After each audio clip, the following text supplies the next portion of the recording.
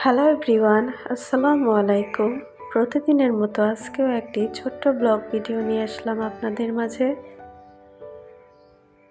তো আজকে প্রথমেই আপনারা দেখতে পাচ্ছেন রান্নাবান্না।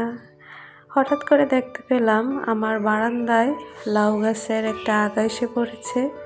ভাবতেছিলাম যদি এখানে একটা লাউ ধরে যায় তাহলে অনেক ভালো হবে, ঘরে থেকেই লাউ পাড়তে পারবো আর ছাদে যেতে হবে না। তারপর জামা কাপড় নিয়ে ছাদে চলে গেলাম।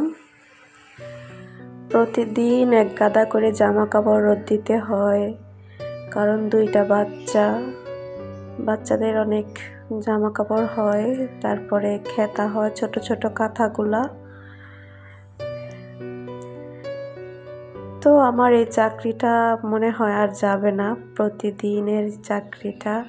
যখন আমার মেয়েরা অনেক বড় হবে হয়তোবা তখন যাবে। আরও আমার 4-5 বছর লেগে যাবে এই ডিউটি করতে করতে। তো আমরাও তো এক সময় ছোট ছিলাম, আমার মায়েরা তো এরকম আমাদের কাঁথা রোদ দিত। তারা কি কখনো এরকম বিরক্ত হতো? আমি কিন্তু অনেক বিরক্ত এই বাচ্চাদের নিয়ে।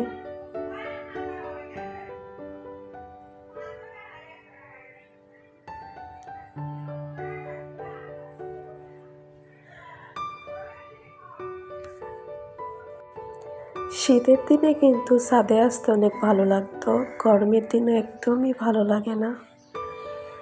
গরমের দিনেও সিঁড়ি দিয়ে উঠতেই ভালো লাগে না, আবার ছাদে যাবো দূরের থাক।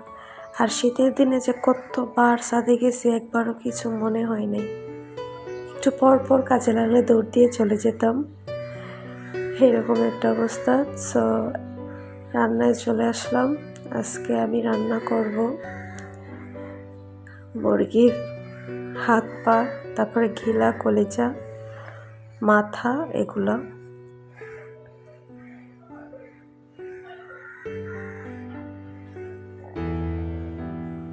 তো আমি কিন্তু আজকে অনেকগুলো পেঁয়াজ দিয়ে রান্নাটা করব। তো আমি অনেকগুলো পেঁয়াজ দিয়ে দিয়েছি, তারপর তেল দিয়ে দিলাম, এক এক করে সব মশলা অ্যাড করে দিয়েছি। মশলাগুলো অনেক ভালো করে কষাতে হবে যাতে একটা সুন্দর স্মেল বের হয়। এই তো এই যে এগুলো আমি রান্না করব, মুরগির গলা, ঘিলা, কলিজা, পা, মাথা।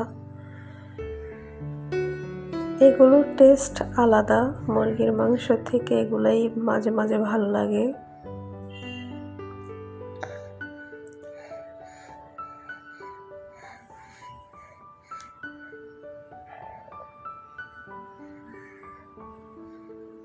আমি এগুলা ভালো করে কষিয়ে নেব।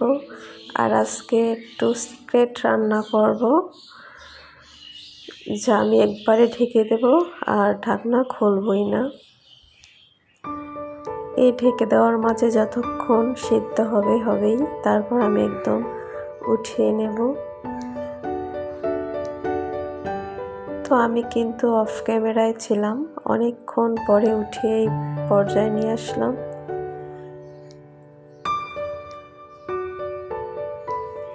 তো আজকের মতো এই পর্যন্তই। আল্লাহ হাফেজ।